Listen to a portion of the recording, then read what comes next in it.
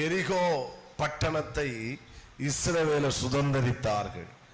எரிகோவின் மக்களால் இஸ்ரவேலர்களை ஒன்றும் செய்ய முடியவில்லை. ஆமென்.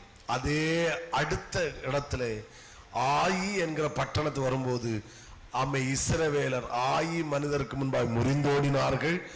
ஆயி மக்களால் இஸ்ரவேலரை அட்டாக் பண்ண முடிந்தது. காரணம், ஆகான் என்பவன் பாவம் செய்த போது பரிசுத்தம் என்கிற வேலி அவர்களை விட்டு போய்விட்டது.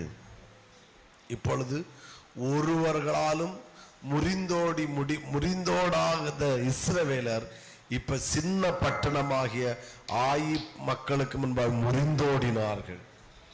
காரணம், பரிசுத்தம் என்கிற வேலி எடுபட்டுட்டு பாவம் என்கிற சாபம் உள்ள வந்துச்சு. இப்போ மக்கள் முறிந்தோடுகிறார்கள், மரணம் சம்பவிக்க. புரிகிறவங்க சத்தமா ஆமென் சொல்லுங்க பார்க்கலாம்.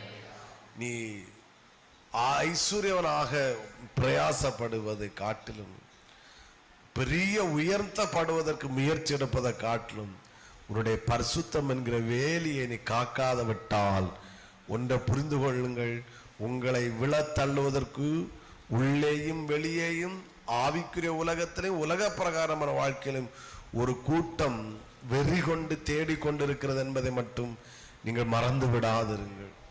நீ தப்ப வேண்டும் என்றால் உன் அரண் வலுவடைய வேண்டும்.